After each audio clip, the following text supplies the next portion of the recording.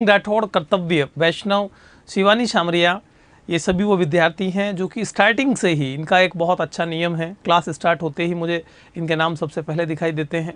बाकी स्टूडेंट्स को भी ठीक इसी तरह से जैसे ही क्लास स्टार्ट होती है तुरंत अपनी क्लास ज्वाइन कर लेनी चाहिए। आपको ठीक वैसे ही इस क्लास को अटेंड करना चाहिए या किसी भी क्लास को जैसे कि आप क्लास में बैठे हैं और आपके टीचर ने पढ़ाना स्टार्ट किया, आपका भी काम उसी समय से स्टार्ट हो गया। तो स्टूडेंट्स, हम लोग जो चर्चा कर रहे थे इस चैप्टर में वो हम ये देख रहे थे कि भारत में संसद जो है उसकी महत्वता क्या है, उसकी आवश्यकता क्या है। संसद कानून निर्माण करने के अलावा कार्यपालिका पर अपना नियंत्रण रखती है, बहस का एक मंच है जहां पर लोग बैठकर बड़े बड़े विद्वान लोग, जनप्रतिनिधि बहस भी करते हैं। इस दृष्टिकोण से संसद एक बहुत ही इंपॉर्टेंट पार्ट हो जाता है, विधायिका या व्यवस्थापिका एक बहुत ही महत्वपूर्ण भाग हो जाता है सरकार के तीनों ही भागों में से। हमने हमारी पिछली क्लास में जो चर्चा की थी वो देखा था संसद के दो सदन जो होते हैं, राज्यसभा और लोकसभा। उनमें से राज्यसभा को उच्च सदन कहते हैं, लोकसभा को निम्न सदन कहते हैं। राज्यसभा का गठन किस प्रकार से होता है और लोकसभा का गठन किस प्रकार से होता है, उनकी शक्तियां क्या है, संसद के कार्य क्या हैं, इन सभी पर हमारी चर्चाएं आज इस क्लास में होने वाली है। तो आज की इस क्लास में हम हमारी चर्चा को प्रारंभ करने जा रहे हैं राज्यसभा का गठन, जो कि हमने स्टार्ट किया था हमारी पिछली क्लास में, जिसमें आपने देखा था कि राज्यसभा के जो सदस्यों की संख्या है वो कितनी है और अधिकतम कितनी है, वर्तमान समय में कितनी है, निर्वाचित कितने होते हैं, मनोनीत कितने होते हैं। हम इन सब पर जो है वो काफ़ी कुछ बातचीत कर चुके हैं। बिल्कुल, रण सिंह कह रहे हैं कि बहस व चर्चा का सबसे बड़ा मंच जो है वो संसद या पार्लियामेंट होती है। दुनिया के आप किसी भी कोने में चले जाइए, यह अंग हमेशा यही भूमिका निभाता है। पूरी दुनिया का अगर एक बहस का मंच देखा जाए तो वो है यूएनओ में वहाँ की महासभा, संयुक्त राष्ट्र संघ की महासभा, जनरल असेंबली, वो पूरे विश्व की लघु संसद भी कहलाती है। पूरे विश्व की समस्याओं का समाधान या चर्चा उस पर वहाँ पर की जाती है। ठीक इसी तरह से हमारे दुनिया के जितने भी देश हैं सभी देशों में इसी प्रकार की विधायिकाएँ हैं। भारत में वो संसद के नाम से जानी जाती है, ब्रिटेन में हम उसको पार्लियामेंट कहते हैं, अमेरिका में वही कांग्रेस के नाम से जानी जाती है। तो अलग अलग जगहों पर अलग अलग नाम है, लेकिन काम सबके एक ही समान होते हुए दिखाई देंगे, और वो है कि संसद एक बहुत ही बड़ा मंच होता है। हमने उच्च सदन राज्यसभा की चर्चा की थी, जिसमें आपको बताया गया था 250 सदस्य राज्यसभा के अधिकतम होते हैं, वर्तमान में 245 सदस्य है। 245 में से 233 प्लस 12 इन दो भागों में इनका विभाजन होता है। 233 सदस्य भिन्न भिन्न राज्यों की विधानसभाओं से निर्वाचित होकर के आते हैं, जबकि 12 सदस्यों को राष्ट्रपति के द्वारा मनोनीत किया जाता है। पिछली क्लास में आपको यही बताया गया था कि राष्ट्रपति के द्वारा जो मनोनीत सदस्य होते हैं वो कला, साहित्य, विज्ञान और समाज सेवा इन अलग अलग क्षेत्रों से आते हैं। हम निर्वाचित सदस्यों की जो बात करने जा रहे थे, अब हम उन निर्वाचित सदस्यों पर आ जाते हैं। नहीं, सांवरलाल प्रजापत, आपने जो 246 लिखा है वो नहीं है, 245 है। हाँ जी बिल्कुल। देखिए, राज्यसभा का गठन कहाँ पर है, सबसे पहले अगर आप ये जानना चाहें संविधान के कौन से अनुच्छेद में इसका उल्लेख किया गया है, तो ये अनुच्छेद 80 में है। देखिए, संसद अनुच्छेद 79 में है, राज्यसभा अनुच्छेद 80 में है, लोकसभा अनुच्छेद 81 में। ये क्रम आप याद रख सकते हैं। संसद का उल्लेख कहाँ है, अनुच्छेद 79, आर्टिकल 79 में है। ठीक इसी प्रकार से राज्यसभा इसका उच्च सदन है।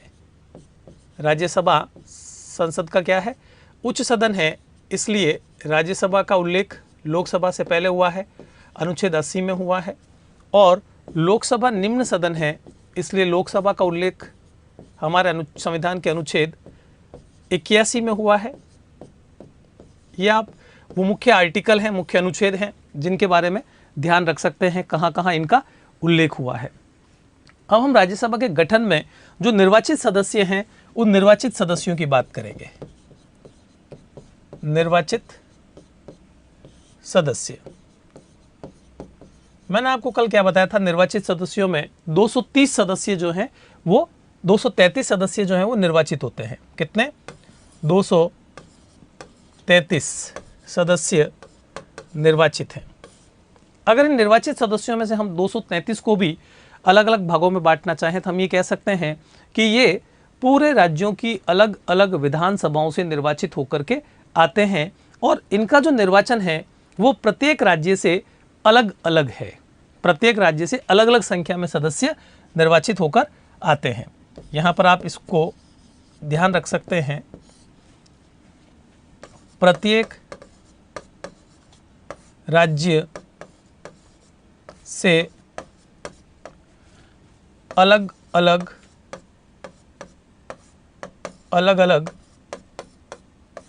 संख्या में निर्वाचन, या हम ये कहें निर्वाचित सदस्य, अलग अलग संख्या में निर्वाचित सदस्य। देखिए यहाँ पर अगर हम अमेरिका का दूसरा सदन जो है जिसे हम सीनेट कहते हैं, उस सदन से तुलना करें हमारे भारत के राज्यसभा की, तो दोनों में आपको फर्क दिखाई देगा। अमेरिका की सीनेट में हर एक राज्य से 2 सदस्य निर्वाचित होकर के आते हैं। अमेरिका में जो सीनेट है वो राज्यसभा की भांति दूसरा सदन कहलाता है, राज्यों का प्रतिनिधित्व करता है, लेकिन वहाँ पर समान प्रतिनिधित्व के सिद्धांत को अपनाया गया है। और समान प्रतिनिधित्व का सिद्धांत ये कहता है, चाहे वो छोटा राज्य है या बड़ा, उसमें जनसंख्या चाहे कितनी भी है, लेकिन प्रत्येक राज्य से वहाँ की सीनेट में 2 सदस्य निर्वाचित होकर के आते हैं। अगर हम अमेरिका की सीनेट की बात करें तो देखिए,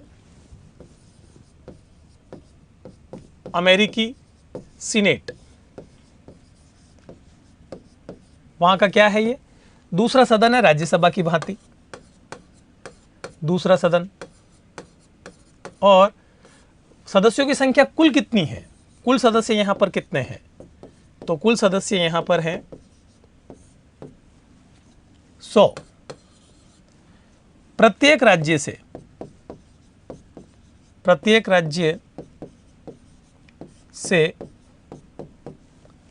2 सदस्य, प्रत्येक राज्य से 2 सदस्य, और कुल राज्य कितने हैं वहां पर 50। अमेरिका में कुल राज्य कितने हैं 50, तो 50 × 2 कर लीजिए, 50 राज्य हैं, 50 को 2 से गुणा कर लीजिए, तो 100 सदस्य अमेरिका की सीनेट में आ जाएंगे। ठीक है। ब्रह्म सिंह जी गुर्जर क्या पूछ रहे हैं आप कह रहे हैं, आपसे हाथ जोड़कर निवेदन है ज्योग्राफी की क्लास लगवा दीजिए। देखिए ज्योग्राफी की क्लास लग रही है या नहीं लग रही है मुझे जानकारी नहीं है, लेकिन अगर नहीं लग रही है तो बात करेंगे, बिल्कुल लगवाएंगे, क्यों नहीं लगवाएंगे। हाँ बिल्कुल रण सिंह, आपने ठीक कहा है कि यहाँ पर समान प्रतिनिधित्व के सिद्धांत को अपनाया गया है। कौन सा सिद्धांत अपनाया गया है, समान प्रतिनिधित्व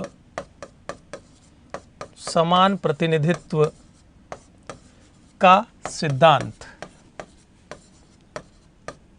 समान प्रतिनिधित्व का सिद्धांत अपनाया गया है।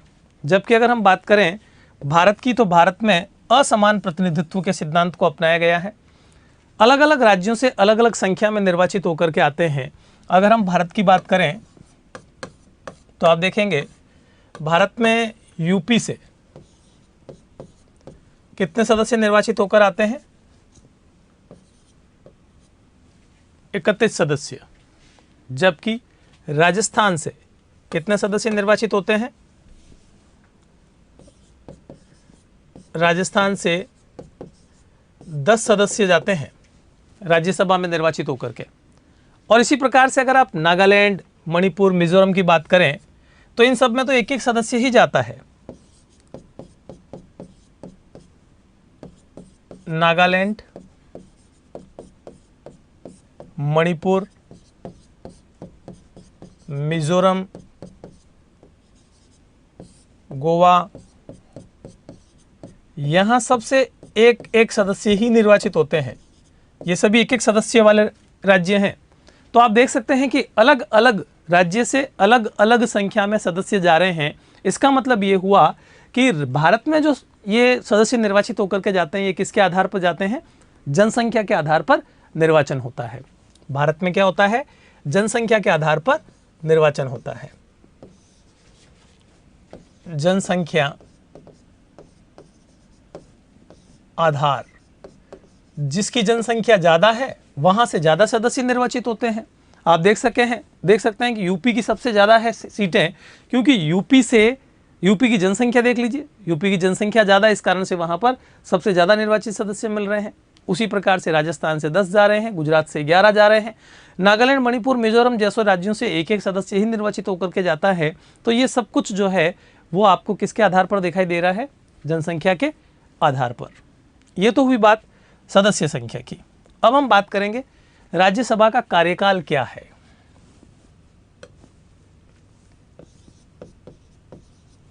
राज्यसभा का कार्यकाल, देखिए राज्यसभा के कार्यकाल को बहुत ढंग से समझना है। राज्यसभा का कार्यकाल जो है वो देखा जाए तो स्थायी सदन है, ये अस्थायी सदन नहीं है, मतलब राज्यसभा को भंग नहीं किया जाता। राज्यसभा क्या है? एक स्थायी सदन है, स्थायी सदन। स्थायी सदन होने का मतलब है राज्यसभा को भंग नहीं किया जाता, राज्यसभा को भंग नहीं किया जाता, भंग नहीं किया जाता। इस कारण से हम इसको क्या कहते हैं? हम इसको स्थायी सदन कहते हैं। लेकिन राज्यसभा में जो सदस्य आते हैं उन सदस्यों का कार्यकाल निश्चित रूप से निर्धारित होता है। सदस्यों का कार्यकाल कितना होता है? देखिए, सदस्य का कार्यकाल, सदस्य का कार्यकाल है 6 वर्ष। कितना है? 6 वर्ष। मतलब एक बार जो सदस्य निर्वाचित होकर के आता है वो कितने समय तक राज्यसभा का सदस्य रहेगा? वो 6 वर्षों तक राज्यसभा का सदस्य रह सकता है। प्रति 2 वर्ष के पश्चात, यहां पर आपको ये देखना है कि प्रति 2 वर्ष के पश्चात, प्रति 2 वर्ष के पश्चात राज्यसभा, प्रति 2 वर्ष के पश्चात राज्यसभा के 1/3 सदस्य, 1/3 सदस्य अपना स्थान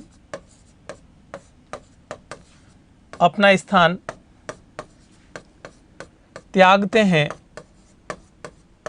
तथा उनके स्थान पर नए सदस्य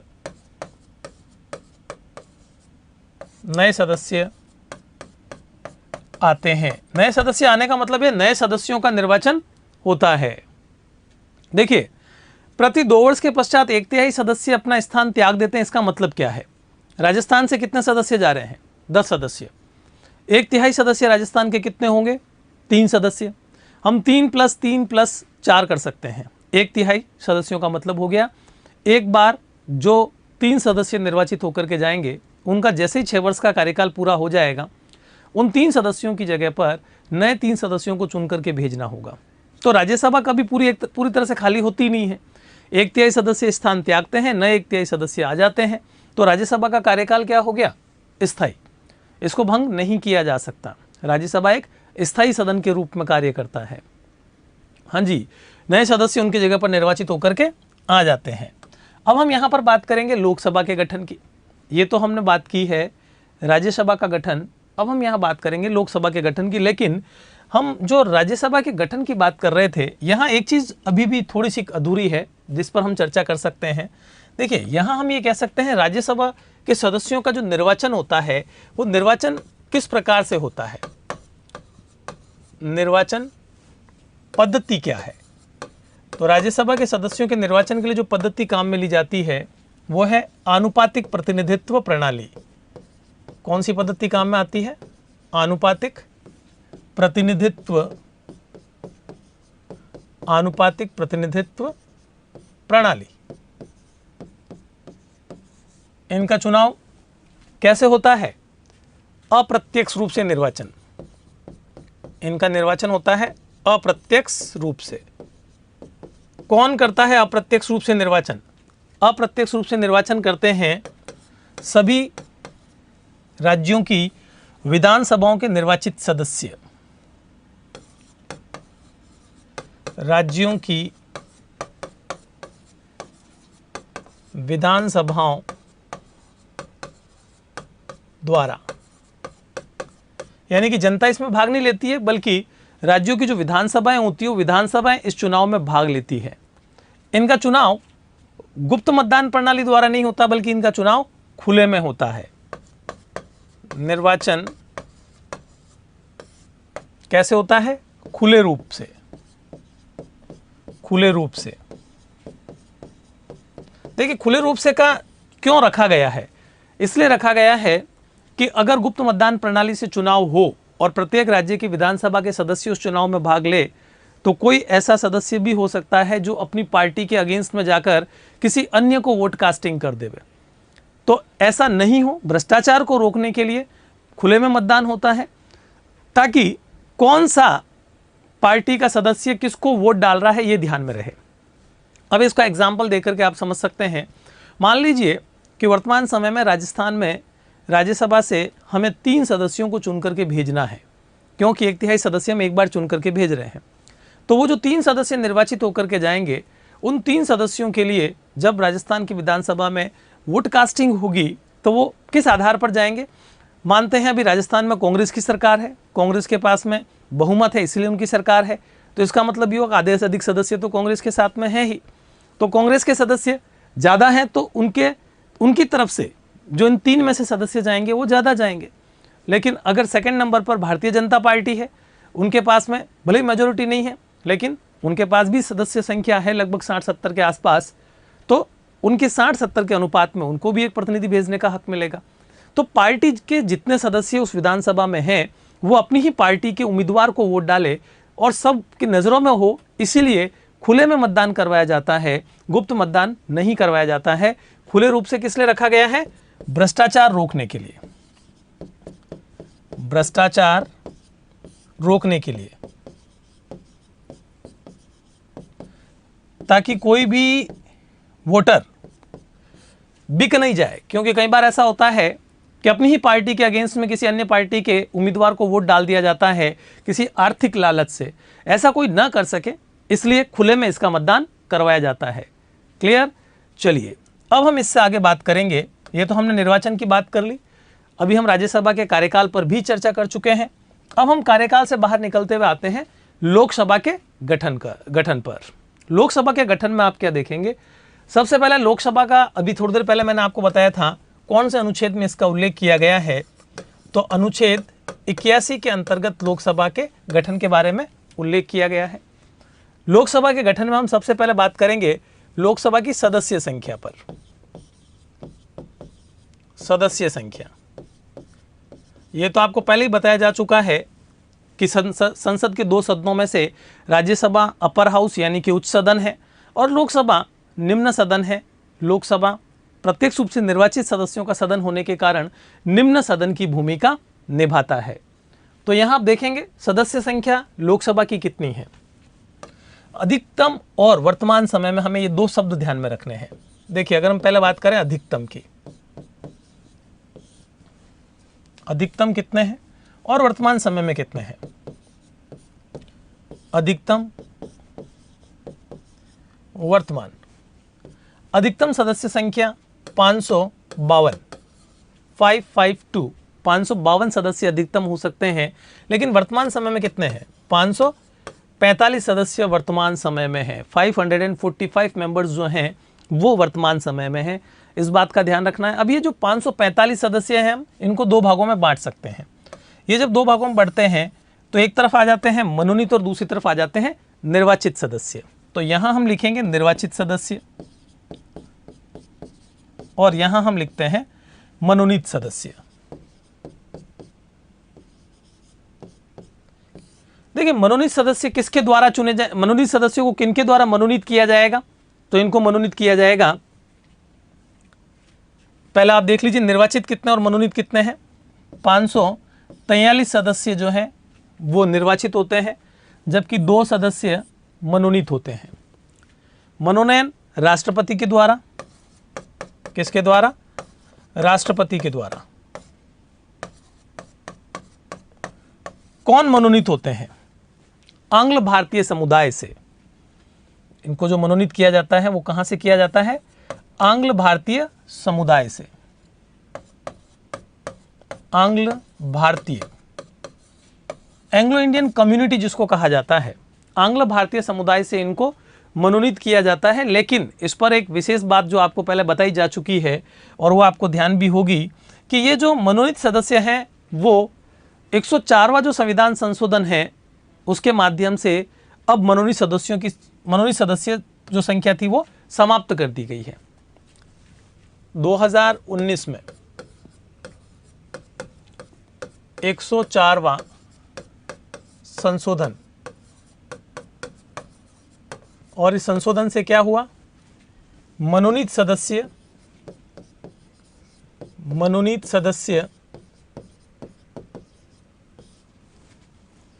की पद्धति समाप्त कर दी गई। मनोनीत सदस्य की पद्धति जो रखी गई थी वो समाप्त कर दी गई है। तो वर्तमान समय में आप कह सकते हैं कि अब जो मनोनीत सदस्य था वो वर्तमान समय के बाद में आगे मनोनीत सदस्य नहीं रहेगा। ये मनोनीत सदस्य क्यों रखे गए थे? क्योंकि आंग्ल भारतीय समुदाय की संख्या इतनी कम थी भारत में कि वो चुनाव में भाग लेकर के निर्वाचित होकर नहीं जा सकते थे और अपनी कम्युनिटी के बारे में वो कोई भी फैसला लेने में महत्वपूर्ण भूमिका नहीं निभा सकते थे। लेकिन अब उनकी संख्या इतनी कम है कि उनको मनोनीत करने की आवश्यकता नहीं है, इसलिए मनोनयन सिस्टम हटाया गया है। लेकिन निर्वाचित जो सदस्य है 543 सदस्य, हम उनकी बात करते हैं। निर्वाचित सदस्य कितने हैं? निर्वाचित सदस्य हैं 543 सदस्य, 543। ये जो 543 सदस्य निर्वाचित होकर के आते हैं, ये आते हैं विभिन्न राज्यों से। कहां से आते हैं ये? विभिन्न राज्यों से। 543 को भी आप दो भागों में बांट लीजिए, 530 सदस्य और 13 सदस्य, 530 और 13, टोटल मिलाकर 543 सदस्य हो गए। अब जो 530 सदस्य हैं ये तो आएंगे कहां से? राज्यों की विधानसभाओं से, राज्यों की विधानसभाओं से, नॉट राज्यों की विधानसभाओं से बल्कि राज्यों से। थोड़ा सा यहां पर हम ठीक करेंगे, राज्यों से। जबकि 13 सदस्य कहां से आएंगे? ये आएंगे संघ शासित प्रदेशों से, संघ शासित प्रदेश, केंद्र शासित प्रदेश कह लीजिए, संघ शासित प्रदेश कह लीजिए, आप इनको सेंट्रल टेरिटरीज भी कह सकते हैं। यहां से 13 सदस्यों को निर्वाचित किया जाता है। यानी कि पूरा भारत जब 543 लोकसभा क्षेत्रों के लिए बंटता है, 543 लोकसभा क्षेत्रों में पूरे भारत को बांटा जाता है, जब लोकसभा का चुनाव होता है तो 530 जो लोकसभा क्षेत्र बनते हैं वो कहां से बनते हैं? राज्यों से। और जो 13 लोकसभा क्षेत्र बनेंगे वो कहां से बनेंगे? संघ शासित क्षेत्रों से बनेंगे। 7 सदस्य जम्मू कश्मीर के लिए रखे गए हैं क्या? कर्तव्य ने पूछा है। हाँ जी बिल्कुल। ये 7 सदस्य कहां चले गए? सुभाष ने भी पूछा था। 545 वर्तमान में है, 552 टोटल है, तो ये 7 सदस्य कहां हैं ये भी आपको पता होना चाहिए। ये जम्मू कश्मीर नहीं बल्कि ये पीओके, पाक ऑक्यूपाइड जम्मू जो कश्मीर का भाग है वो अभी भारत का एक तरह से वैधानिक हिस्सा है, लेकिन वो किसी प्रकार से छिन गया भारत से। लेकिन जब भी वो भारत के साथ आएगा तो वहाँ भी सदस्य संख्या की आवश्यकता होगी, इसलिए उनके लिए वो सीटें बचा करके रखी गई है।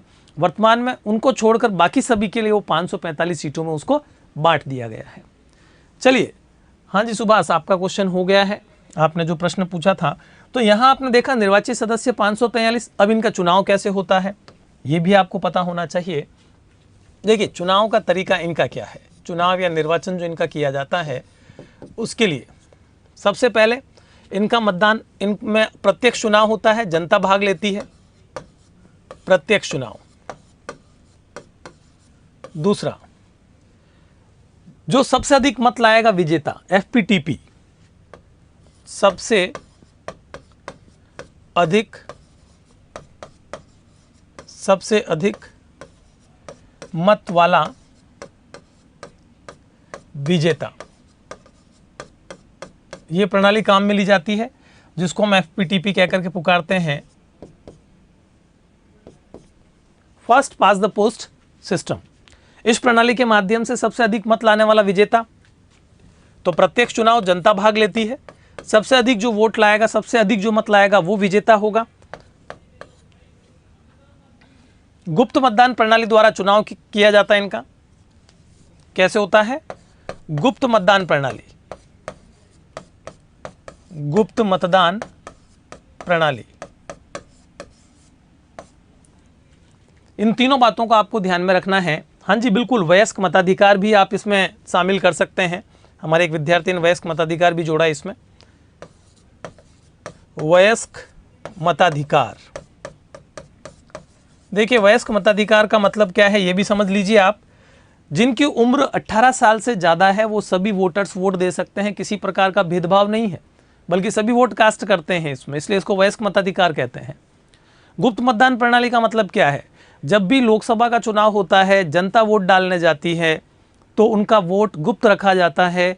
एक जो मशीन होती है जिसमें हम वोट कास्ट करते हैं, आपने देखा होगा वो मशीन एक ढकी हुई उसमें रखी जाती है, मतलब चारों तरफ से उसको कवर किया जाता है, ताकि आप जब बटन दबाएं तो ये किसी को ना पता चले आपका वोट कौन सी पार्टी या किस उम्मीदवार को गया है। ये होती है गुप्त मतदान प्रणाली, छुपा करके रखा जाता है। सबसे अधिक मत वाला विजेता का मतलब है कोई मत की आवश्यकता नहीं है कि आपको कम से कम 20%, 30%, 40%, 50 या 50 से ज़्यादा % लाने पड़ेंगे, बल्कि आप सबसे ज़्यादा वोट लाए हैं, आपके वोट कितने भी प्रतिशत आए हैं उससे कोई फर्क नहीं पड़ता, आप विजेता होंगे। और प्रत्यक्ष चुनाव जिसमें जनता भाग लेती है, जनता के प्रतिनिधि भाग नहीं लेते हैं। देखिए राष्ट्रपति और उपराष्ट्रपति का चुनाव अप्रत्यक्ष है, राज्यसभा के सदस्यों का चुनाव अप्रत्यक्ष है, राज्यों की विधान परिषद के जो सदस्य होते हैं उनका चुनाव भी अप्रत्यक्ष रूप से होता है, जबकि लोकसभा, विधानसभा और स्थानीय स्तर के जो चुनाव होते हैं वो प्रत्यक्ष रूप से होते हैं जिसमें जनता भाग लेती है। जो प्रत्यक्ष रूप से होते हैं, जनता जिनमें भाग लेती है, उसमें FPTP, first pass the post प्रणाली को अपनाया जाता है, जबकि जहां अप्रत्यक्ष रूप से चुनाव होता है वहां पर आनुपातिक प्रतिनिधित्व प्रणाली को अपनाया जाता है। तो यहां आपने देखा चुनाव इनका किस प्रकार से किया जाता है। अब हम बात करेंगे यहां पर कार्यकाल की। किसकी बात करेंगे? कार्यकाल। लोकसभा का कार्यकाल कितना है? लोकसभा का कार्यकाल है 5 वर्ष। हाँ जी बिल्कुल, जयप्रकाश आप पूछ रहे हैं FPTP फुल फॉर्म बताइए। FPTP first pass the post, first pass the post system या प्रणाली इसको कहते हैं, यानी कि जो सबसे पहले सबसे ज़्यादा जो वोट लेकर के आ जाएगा वो विजेता होगा। इसको आप थोड़ा सा यूँ समझ सकते हैं कि किसी एक जगह पर वोट कास्टिंग हुई, लोकसभा का एक चुनाव क्षेत्र है जहां पर 5 उम्मीदवार खड़े हुए और टोटल जो वोट डालने वाले वोटर्स थे उन्होंने जो वोट डाले हैं, यानी कि वैध मत जो पड़े हैं वो 100 पड़े हैं, हम मान रहे हैं 100 वोट पड़े हैं। जो सबसे ज़्यादा वोट लाया है उसको 100 में से 20 वोट मिले हैं, और उसके बाद 5 उम्मीदवार थे तो बचे हुए 4 उम्मीदवारों को किसी को 19, किसी को 18, किसी को 15, कितने भी वोट मिले हो। अब देखिए अगर हम 100 में से 20 वोट लाने वाले को विजेता कह रहे हैं, वो 20% ही है लेकिन सबसे अधिक है, तो सबसे अधिक वोट लाएगा वो विजेता होगा। इसी को हम कहते हैं FPTP, सबसे अधिक वोट लाने वाला या मत लाने वाला विजेता कहलाएगा। तो यहां पर आप देखिए कार्यकाल की बात कर रहे थे हम, तो लोकसभा का कार्यकाल कितना है? 5 वर्ष का है। कितना है कार्यकाल? 5 वर्ष का है। एक बार जब लोकसभा चुनी जाती है वो 5 वर्ष तक का अपना कार्यकाल पूरा करती है। आपने देखा होगा 2004 में मनमोहन सिंह प्रधानमंत्री बने थे, 2009 तक 5 साल पूरे हुए, फिर 2009 में दोबारा उन्हीं की सरकार बनी, 2014 तक उन्होंने भी 5 साल पूरे किए। 2014 में फिर इलेक्शन हुए लेकिन NDA की सरकार बनी, नरेंद्र मोदी प्रधानमंत्री बने, 2019 तक का कार्यकाल पूरा किया, 5 साल का कार्यकाल पूरा किया। फिर 5 साल के बाद लोकसभा के चुनाव हुए, फिर वापस NDA की गवर्नमेंट बनी। तो हर 5 साल के बाद लोकसभा के चुनाव आप देख रहे हैं। लेकिन समय से पूर्व भी लोकसभा को भंग किया जा सकता है, ये बात हमें विशेष ध्यान रखनी है। क्या समय से पूर्व भंग किया जा सकता है? समय से पूर्व लोकसभा 2 कंडीशन में भंग हो सकती है। वो कंडीशन क्या है? पहली कंडीशन तो है प्रधानमंत्री लिखित रूप से राष्ट्रपति को भेजे। पहली कंडीशन में आप क्या बताएंगे? फर्स्ट में प्रधानमंत्री व मंत्रिमंडल प्रधानमंत्री लिखित में राष्ट्रपति को सिफारिश करे। सिफारिश का मतलब सुझाव देवे, सिफारिश करे, पहली कंडीशन। तो लोकसभा को समय से पूर्व भंग किया जा सकता है। और दूसरी कंडीशन क्या है? अविश्वास प्रस्ताव। अविश्वास प्रस्ताव अगर पारित हो जाए तो लोकसभा को समय से पूर्व भंग किया जा सकता है। मनीष कुमार, आपने पूछा है 7 मेंबर्स कहाँ हैं, और अभी थोड़ी देर पहले आपके इन्हीं 7 मेंबर्स पर हमारी चर्चा भी हुई थी। क्या चर्चा की थी हमने? 552 में से 545 सदस्य वर्तमान में इसलिए रखे गए हैं, बचे हुए जो 7 सदस्य हैं वो 7 सदस्य पीओके, पाक ऑक्यूपाइड कश्मीर, जो भारत से अभी अलग है लेकिन वैधानिक रूप से वो भारत का हिस्सा है। जब भी वो भारत में शामिल होगा ये सदस्य संख्या आपको 545 से 552 दिखाई देगी, लेकिन तब तक के लिए सदस्य संख्या आपको 545 ही दिखाई देगी। तो कार्यकाल 5 वर्ष का है, समय से पूर्व भंग किया जा सकता है। प्रधानमंत्री लिखित में राष्ट्रपति को सिफारिश करके समय से पूर्व भंग करवा सकते हैं, और अविश्वास प्रस्ताव पारित हो जाए तो समय से पूर्व भंग हो सकती है। हम पहला एग्जाम्पल देख सकते हैं, प्रधानमंत्री लिखित रूप में देवे। यह काल था अटल बिहारी वाजपेयी का। 2009 में जब अटल बिहारी वाजपेयी की सरकार बनी थी, वो एनडीए की सरकार थी, 2004 तक का उनका कार्यकाल था। हालांकि उन्होंने 5 साल पूरे नहीं किए थे, कुछ महीने पहले ही, लगभग 5-6 महीने पहले उन्होंने लिखित में राष्ट्रपति को प्रस्ताव देकर के लोकसभा को भंग करवाया था। ये एग्जाम्पल आप देख सकते हैं इस कंडीशन में। सेकंड वाली जो कंडीशन बनती है अविश्वास प्रस्ताव की, वो क्या है? अविश्वास प्रस्ताव, अगर आपकी जो सरकार है उसके पास मेजोरिटी कम से कम 272 की होनी चाहिए, लेकिन उससे कम आपके पास हो गए, आपके कुछ लोग जो हैं आपका साथ छोड़ चुके हैं, या आपने गठबंधन में शामिल किया था वो अब आपके साथ में नहीं रहे हैं, तो ऐसी स्थिति में आप मेजोरिटी सिद्ध नहीं कर पाएंगे, आप बहुमत सिद्ध नहीं कर पाएंगे। और जब बहुमत सिद्ध नहीं होगा, सरकार, विपक्ष आपके खिलाफ अविश्वास प्रस्ताव लाएगा, तो समय से पूर्व भी लोकसभा को भंग किया जा सकता है। याद कीजिए, अटल बिहारी वाजपेयी की ही सरकार 98 में जब बनी थी, उस सरकार को लगभग 13 महीने पूरे किए थे और उनके खिलाफ अविश्वास प्रस्ताव लाया गया था विपक्ष के द्वारा, और मात्र एक सीट उनके साथ में नहीं थी, जिस वजह से वो सरकार गिर गई थी। तो ये होता है अविश्वास प्रस्ताव के माध्यम से समय से पूर्व उसको भंग कर देना। सुभाष पटेल, आप पूछ रहे हैं आनुपातिक प्रतिनिधित्व प्रणाली और एफटीपी में क्या फर्क है?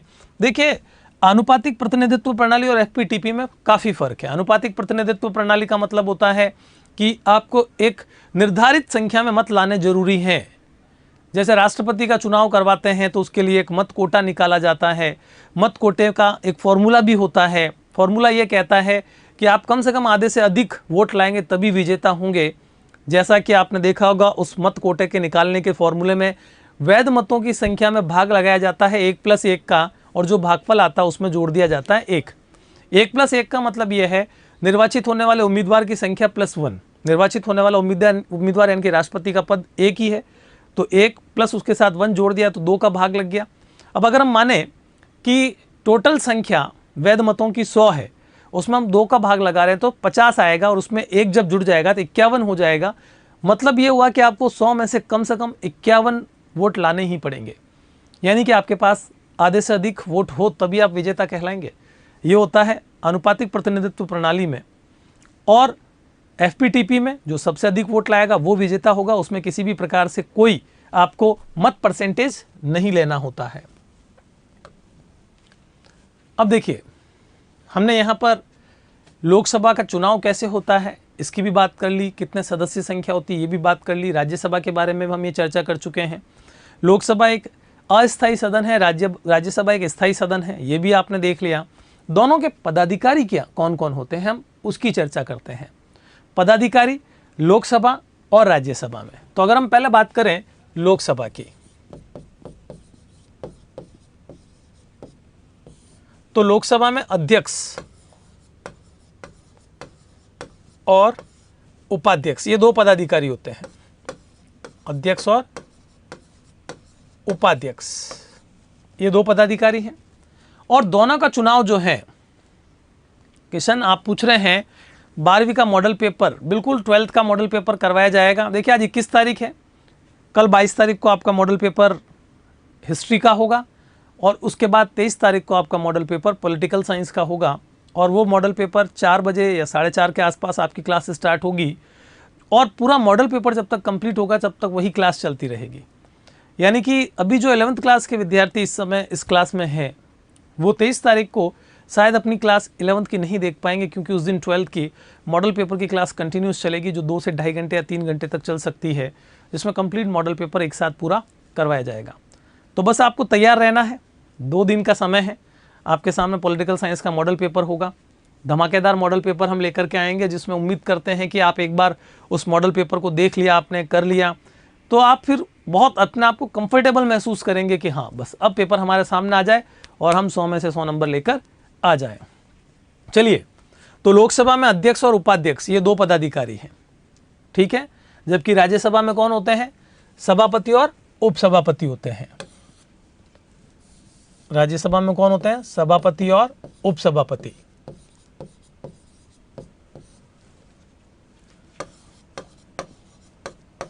सभापति और उपसभापति ये 2 पदाधिकारी हैं।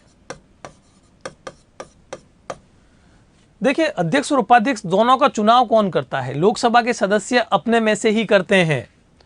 चुनाव इनका कौन करता है? जनता नहीं करती है, बल्कि लोकसभा सदस्य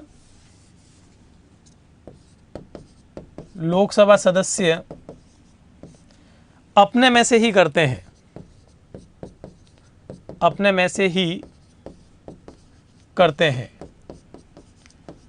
परंपरा ये बन चुकी है कि जो भी मेजॉरिटी, जिसके पास में बहुमत है, जो सरकार चला रहा है लोकसभा में, उसी पार्टी का अध्यक्ष भी आ जाता है, क्योंकि सीधी सी बात है, मेजॉरिटी है, संख्या ज़्यादा उनके पास में है, तो अध्यक्ष भी उनका ही बनेगा।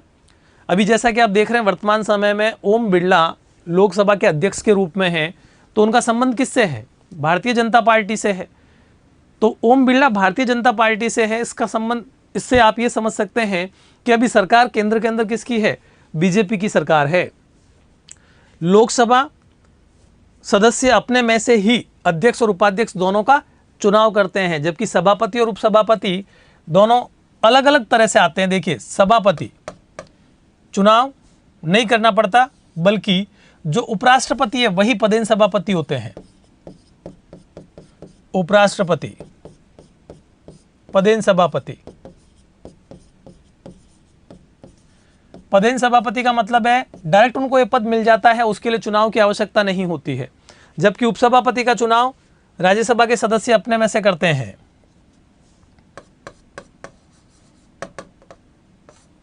उपसभापति का चुनाव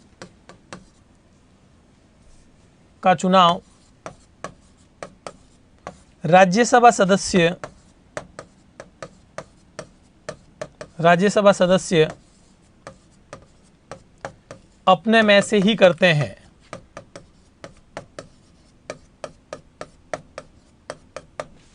वापस रिपीट कर रहा हूं, ध्यान से देखना है आपको। लोकसभा अध्यक्ष और उपाध्यक्ष 2 पद होते हैं। चुनाव लोकसभा सदस्य अपने में से ही करते हैं, चाहे वो अध्यक्ष हो चाहे उपाध्यक्ष हो। राज्यसभा सभापति और उपसभापति ये 2 पदाधिकारी होते हैं। उपराष्ट्रपति जो देश के होते हैं वही राज्यसभा के क्या बन जाते हैं? पदेन सभापति बन जाते हैं, जबकि उपसभापति का चुनाव राज्यसभा के सदस्य अपने में से ही करते हैं। वर्तमान समय में लोकसभा के अध्यक्ष कौन है?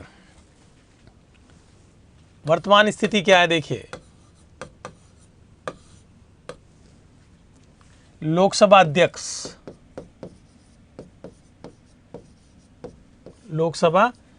अध्यक्ष कौन है? ओम बिरला।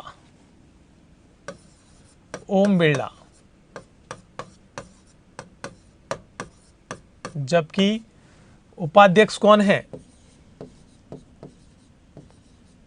उपाध्यक्ष हैं एम थम्बीदुरई।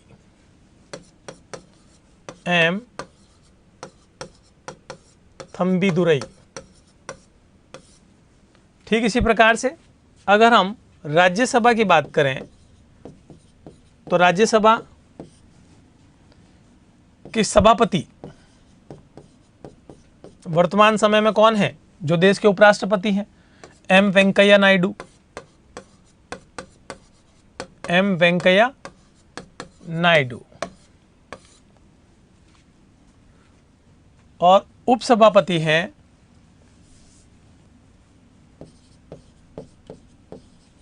उपसभापति कौन है वर्तमान समय उपसभापति?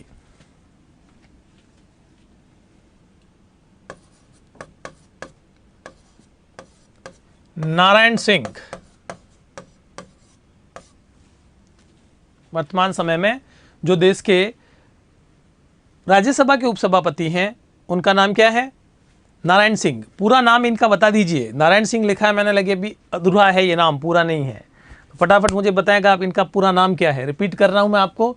वर्तमान समय में लोकसभा के अध्यक्ष ओम बिरला हैं, उपाध्यक्ष एम थम्बीदुरई हैं, राज्यसभा के सभापति एम वेंकैया नायडू हैं जो कि देश के उपराष्ट्रपति हैं, और उपसभापति नारायण सिंह है। जैसा कि मैंने कहा है कि नाम अधूरा है, पूरा नाम बताइए। चलिए यहाँ से आगे बढ़ते हुए हम बात करेंगे। अब थोड़ा अभी हम वापस बैक आते हैं और यहाँ एक चीज़ की और चर्चा कर लेते हैं। लोकसभा और राज्यसभा के जो सभापति उनकी शक्तियाँ क्या है, यानी कि पदाधिकारी की शक्तियाँ।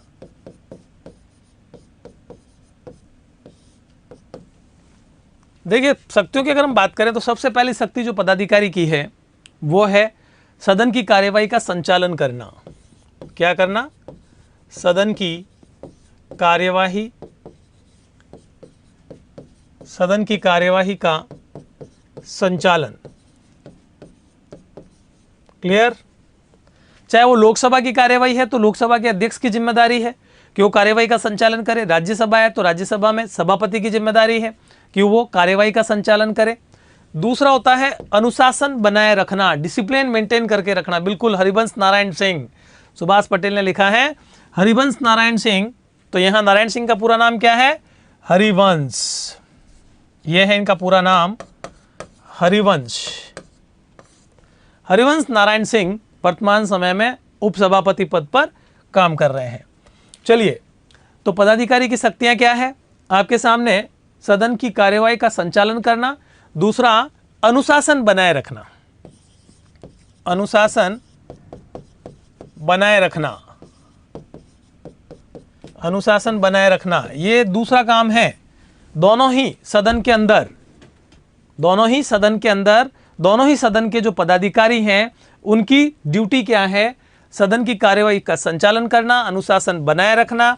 तीसरा आप कह सकते हैं मतदान करवाना, मतदान करवाना। चौथा काम क्या है? चौथा काम है कानून बनने की प्रक्रिया को, कानून बनने की प्रक्रिया को संचालित करना। देखिए संसद के दो सदन जो है, दोनों सदनों में आपको पता है कि इनका काम क्या होता है? सदन की कार्यवाही का संचालन करने का मतलब यह है कि वहां बहस हो रही है किसी भी मुद्दे पर जो देश में इस समय घटित हुआ है, अंतर्राष्ट्रीय स्तर पर घटित हुआ है, तो बहस को शांतिपूर्वक तरीके से, अनुशासित तरीके से संचालित करने की ड्यूटी पदाधिकारियों की होती है। अनुशासन बनाए रखना जरूरी होता है। अगर कोई डिसिप्लिन मेंटेन नहीं करे तो ये क्या करते हैं? उसके खिलाफ अनुशासनात्मक कार्यवाही करते हैं। जो डिसिप्लिन मेंटेन नहीं करते हैं उनको कई बार सदन से बहिष्कृत भी कर दिया जाता है, यानी कि उनके खिलाफ कार्यवाही करते हुए उनको सदन से बाहर भी निकाल दिया जाता है। शिवानी कह रही है स्पीकर का पद ब्रिटेन के संविधान से ग्रहण किया गया। बिल्कुल, स्पीकर, स्पीकर ब्रिटेन में कहा जाता है, जबकि हमारे यहाँ पर हम अध्यक्ष कहते हैं। लोकसभा अध्यक्ष भी कहते हैं और लोकसभा स्पीकर भी कहते हैं। चलिए, मतदान करवाना। मतदान किस पर करवाया जाता है? जब कोई कानून बनने की प्रक्रिया होती है तो उसमें मतदान की आवश्यकता होती है कि कितने लोग उस कानून के पक्ष में और कितने लोग उसके पक्ष में नहीं हैं। तो मतदान करवाने का काम भी यही करते हैं। कानूनों को बनाने की प्रक्रिया को संचालित करना, ये उनकी ड्यूटी होती है। पांचवा आप काम कह सकते हैं इनका, वो है सदन के सदस्यों के अधिकारों की रक्षा करना। सदन के सदस्यों के अधिकारों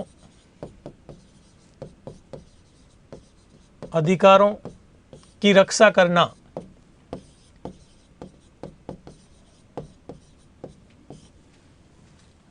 वैसे बहुत सारे काम होते हैं, मुख्य मुख्य काम ही आपको यहां पर मैंने बताए हैं। ये सारे काम जो है वो दोनों ही सदन के पदाधिकारी करते हैं।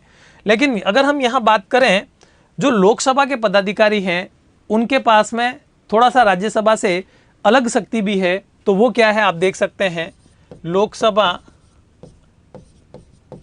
अध्यक्ष। लोकसभा अध्यक्ष की जो दो विशेष शक्तियां हैं, वो पहली शक्ति आप बता सकते हैं संयुक्त अधिवेशन की अध्यक्षता करना। संयुक्त अधिवेशन की अध्यक्षता कौन करता है? लोकसभा अध्यक्ष करता है, राज्यसभा का सभापति नहीं करता है, विशेष रूप से ध्यान देना है। दूसरा आप कह सकते हैं धन विधेयक की घोषणा करना, मनी बिल, धन विधेयक की घोषणा। ये दो ऐसी शक्तियां हैं जो राज्यसभा के पदाधिकारी को नहीं प्राप्त है, यानी कि राज्यसभा के सभापति को प्राप्त नहीं है। क्योंकि जब भी दोनों सदन का संयुक्त अधिवेशन होता है तो उस संयुक्त अधिवेशन में लोकसभा के अध्यक्ष को यह अधिकार प्राप्त है कि वो संयुक्त अधिवेशन की अध्यक्षता करेंगे। दूसरा, धन विधेयक लोकसभा में ही रखा जा सकता है, राज्यसभा में नहीं रखा जा सकता। तो धन विधेयक, वो धन विधेयक है अथवा नहीं है, इसकी घोषणा कौन करेंगे? लोकसभा के अध्यक्ष को ही करनी है। तो ये लोकसभा के अध्यक्ष के पास में विशेष पावर्स हैं, जबकि दोनों सामान्य काल में सामान्य शक्तियों का प्रयोग करते हैं। एक और, जैसा कि अभी थोड़ी देर पहले एक विद्यार्थी के लिखा हुआ देखा मैंने, हम जोड़ सकते हैं यहाँ पर, वो है निर्णायक मत। ये भी इनके पास में एक महत्वपूर्ण शक्ति होती है, निर्णायक मत देना। देखिए, निर्णायक मत का मतलब यह है कि जब वोटिंग करवाई जाए और समान वोट हो जाए दोनों ही तरफ, पक्ष और विपक्ष में, तो जो भी पदाधिकारी वोट डालेंगे वो ही फाइनल होगा, वो डिसाइड करेगा कि वो कानून बनना चाहिए अथवा नहीं बनना चाहिए। जब बराबर मत पड़ जाए उस स्थिति में निर्णायक मत का प्रयोग पदाधिकारियों के द्वारा किया जाता है। सामान्य काल में ये वोटिंग नहीं करते हैं। लोकसभा के अध्यक्ष को भी अधिकार नहीं है और राज्यसभा के सभापति को भी अधिकार नहीं है कि सामान्य काल में वो भी वोट डाल देवे अन्य सदस्यों की भांति। लेकिन अगर निर्णायक मत की आवश्यकता पड़े तो इनके द्वारा निर्णायक मत का प्रयोग किया जाता है। चलिए, तो यहाँ पर हमने लोकसभा के अध्यक्ष की अलग से जो शक्तियाँ थी उनकी भी चर्चा कर ली। अब हम यहाँ से आगे बात करेंगे संसद के कार्य क्या हैं। हम किसकी बात करने जा रहे हैं? संसद के कार्यों की, यानी कि संसद बनी किस लिए है, उसका काम क्या है। तो सबसे पहला काम है विधायी कार्य, और विधायी कार्य का मतलब है कानून बनाना।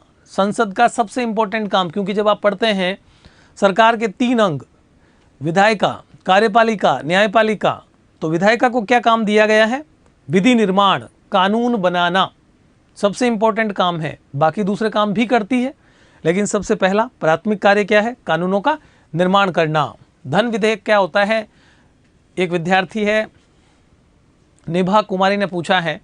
हम आएंगे अभी धन विधेयक पर भी, हमारी एक चर्चा होगी बिल्कुल, क्योंकि अभी आगे है, हम कानून निर्माण प्रक्रिया पढ़ने वाले हैं। उसमें हम सामान्य विधेयक और धन विधेयक दोनों में अंतर भी देखेंगे।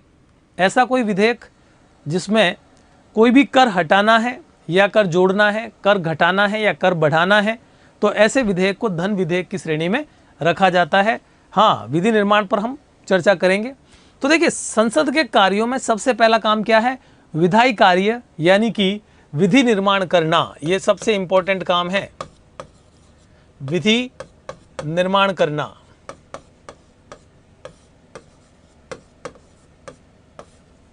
विधि निर्माण करने के लिए जो 2 सदन हैं, उन दोनों सदनों में से किसी भी सदन में प्रस्ताव रखा जा सकता है। विधि निर्माण के लिए अगर हम सामान्य विधि बना रहे हैं, 2 प्रकार की विधि होती है, एक सामान्य और एक वित्त। तो अगर हम सामान्य विधि या सामान्य कानून बना रहे हैं, सामान्य कानून बनने का प्रस्ताव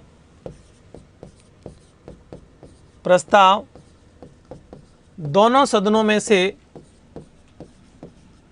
दोनों सदनों में से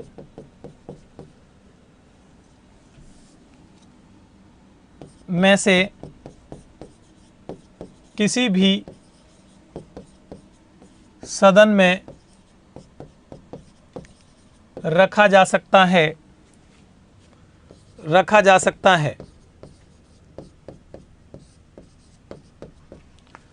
सदन चाहे वो लोकसभा है चाहे राज्यसभा है। अगर आप कानून बनाना चाहते हैं, उसका प्रस्ताव आप डायरेक्ट लोकसभा में भी रख सकते हैं और राज्यसभा में भी रख सकते हैं। अगर वो सामान्य विधि निर्माण है, सामान्य की बात कर रहा हूं, इसका मतलब कानून दो तरह के होंगे, एक होंगे वित्त से संबंधित, एक होंगे सामान्य। वित्त विधेयक केवल और केवल लोकसभा में रखा जा सकता है। सामान्य विधेयक अगर होगा तो उसे हम सीधा राज्यसभा या लोकसभा डायरेक्ट किसी भी जगह पर देख सकते हैं। हाँ जी बिल्कुल, रण सिंह कह रहे हैं संसद की शक्तियों में विधायी शक्ति है, वित्तीय शक्ति है, न्यायिक शक्ति है, प्रतिनिधित्व की है, निर्वाचन की है, बहस व चर्चा की है। हम इन सभी शक्तियों पर एक एक करके चर्चा करेंगे। उसमें से सबसे पहली चर्चा हमारी हो रही है विधि निर्माण करना, यानी कि सामान्य कानून बनाने का प्रस्ताव दोनों सदनों में से किसी भी सदन में रखा जा सकता है, लेकिन दोनों सदन से पारित होना जरूरी है। पारित कहां से होना चाहिए? दोनों सदनों से, दोनों सदनों से। अगर दोनों सदनों में किसी बात को लेकर के मनमुटाव हो गया है, किसी सदन ने मना कर दिया है, तो ऐसी स्थिति में वही प्रस्ताव संयुक्त अधिवेशन में पारित होता है। संयुक्त अधिवेशन आमंत्रित किया जाता है, संयुक्त अधिवेशन में पारित होगा। फिर अगर कोई मनमुटाव की स्थिति बनती है तो, अदरवाइज दोनों सदनों से उसको पारित करना जरूरी है। और जब दोनों सदनों से पारित हो जाएगा तो लास्ट में क्या होगा? राष्ट्रपति की अनुमति। अंत में राष्ट्रपति की अनुमति, राष्ट्रपति की अनुमति। देखिए, हम विधि निर्माण प्रक्रिया को अलग से चूंकि आगे चल करके पढ़ने वाले हैं, क्योंकि वो भी एक टॉपिक है आपके इस चैप्टर का, विधि निर्माण प्रक्रिया, इसलिए मैं यहाँ पर आपको शॉर्ट में ही बता रहा हूँ। वहाँ हम देखेंगे 3 वाचन से किस प्रकार से गुजर करके किसी भी कानून का निर्माण होता है, सामान्य विधेयक क्या होता है, वित्त विधेयक क्या होता है, हम उस पर भी बात करेंगे। इसके अलावा सरकारी गैर सरकारी विधेयक पर भी चर्चा की जाएगी। हम सारी बातों की यहाँ पर बात जरूर करेंगे, लेकिन अभी यहाँ हम केवल इसको शॉर्ट में ही देख रहे हैं। हाँ जी, क्या पूछ रहे हैं नुम्बाराम जी? आप पूछ रहे हैं 12th का मॉडल पेपर कब हल करवाओगे? बिल्कुल, 12th का मॉडल पेपर आपका कल नहीं और परसों हल होगा। आज किस तारीख है? 22 तारीख को हिस्ट्री का मॉडल पेपर हल किया जाएगा, 23 तारीख को पॉलिटिकल साइंस का मॉडल पेपर हल किया जाएगा। आप तैयार रहिए। बाकी अपने सभी दोस्तों को भी बता दीजिए कि हमारा मॉडल पेपर कल नहीं और परसों यानी कि 23 तारीख को हल होने जा रहा है। ज़्यादा से ज़्यादा संख्या में स्टूडेंट जुड़े और मॉडल पेपर का लाभ उठाएं। हाँ जी, विशेष बहुमत क्या होता है? एक विद्यार्थी ने पूछा है। विशेष बहुमत की चर्चा हम आगे जब कानून निर्माण प्रक्रिया पढ़ेंगे तो उसमें देखेंगे।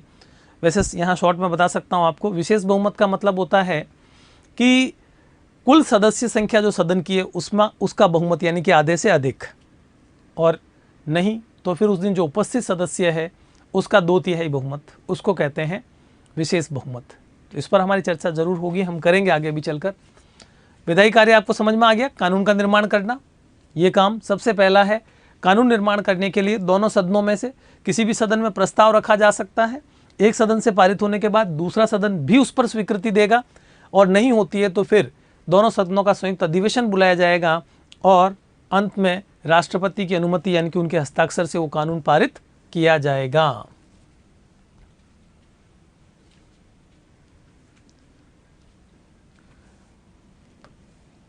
अब हम कार्यपालिका पर नियंत्रण, ये दूसरा काम देखते हैं। संसद का दूसरा काम क्या है? कार्यपालिका पर नियंत्रण। कार्यपालिका पर नियंत्रण कैसे लगाती है संसद? देखिए, प्रश्न पूछना, प्रश्न पूछना, पूरक प्रश्न पूछना, पूरक प्रश्न पूछना, ध्यानाकर्षण प्रस्ताव, ध्यानाकर्षण प्रस्ताव, निंदा प्रस्ताव, निंदा प्रस्ताव, काम रोको प्रस्ताव, काम रोको प्रस्ताव और अविश्वास प्रस्ताव, अविश्वास प्रस्ताव। देखिए, ये वो प्रस्ताव हैं जो लाए जाते हैं विपक्ष के द्वारा सत्तारूढ़ दल के खिलाफ कार्यपालिका पर नियंत्रण रखने के लिए। प्रश्न पूछना अर्थात उनके काम को लेकर के उनसे प्रश्न पूछे जाते हैं और उन प्रश्नों के जवाब उनको सदन में देने होते हैं। ये काम लोकसभा भी करती है और राज्यसभा भी करती है।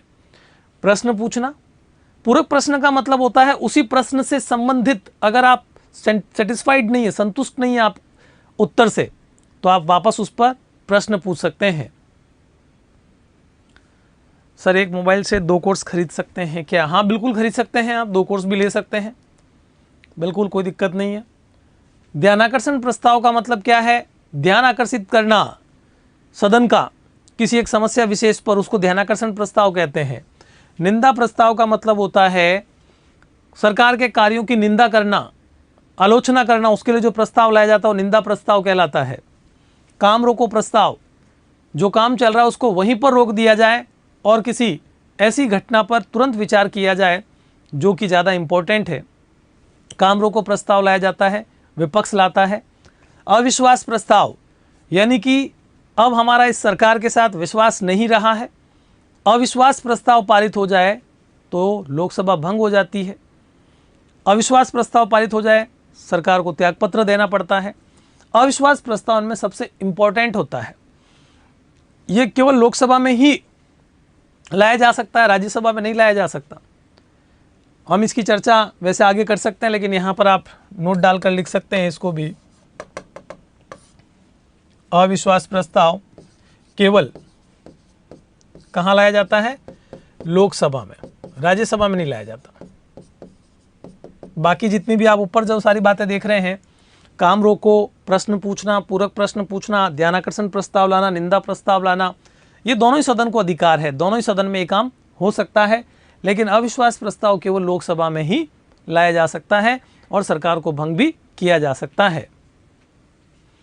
जयप्रकाश पूछ रहे हैं अभी पाकिस्तान में अविश्वास प्रस्ताव क्यों चल रहा है? देखिए, जो सरकार काम कर रही है उससे अगर जनता खुश नहीं है, साथ में बैठने वाली पार्टियां खुश नहीं हैं, और इसके अलावा उसके साथ जो सरकार के साथ मेजॉरिटी में जितने लोग हैं वो भी सरकार का साथ छोड़ जाए, यानी कि उनकी मेजॉरिटी ख़त्म हो गई है, उनका बहुमत ख़त्म हो गया है सदन में, और बहुमत नहीं है तो फिर उनको अपना विश्वास सिद्ध करना होता है कि हमारे पास इतने लोग हैं।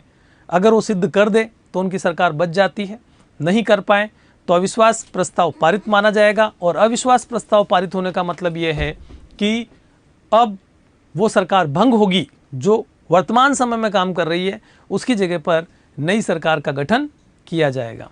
या तो वापस चुनाव होंगे और या फिर किसी अन्य पार्टी को मौका दिया जाएगा कि वो अपना विश्वास सिद्ध करे और वो सरकार चलाए। सुभाष पटेल कह रहे हैं कटौती प्रस्ताव। देखिए, कटौती और अविश्वास प्रस्ताव दोनों कहाँ लाए जाते हैं? लोकसभा में। और दोनों ही ऐसे प्रस्ताव हैं जो पारित हो जाए तो सरकार भंग हो जाती है, त्यागपत्र देना पड़ता है। तो यहाँ पर हमने आज की इस क्लास में अभी तक जो पढ़ा है उसमें कार्यपालिका पर नियंत्रण की जो संसद की शक्ति है, वहाँ हमारी चर्चा को आज हम छोड़ने जा रहे हैं। लेकिन हमारी अगली चर्चा जब कल होगी तो उसमें हम बचे हुए पोर्शन पर बात करेंगे, और कल ही हमारा चैप्टर कंप्लीट भी हो जाएगा, जिसमें हम संसद के अन्य कार्यों के साथ साथ विधि निर्माण प्रक्रिया की भी बात करेंगे कि संसद में कानून का निर्माण किस प्रकार से किया जाता है, और कहाँ कहाँ लोकसभा शक्तिशाली और कहाँ कहाँ राज्यसभा शक्तिशाली है, या कहाँ लोकसभा और राज्यसभा में शक्तियों को लेकर के अंतर है, उस पर भी हमारी चर्चा कल की क्लास में होगी। तो मिलते हैं अगली क्लास में, तब तक के लिए स्टे फिट, जय हिंद।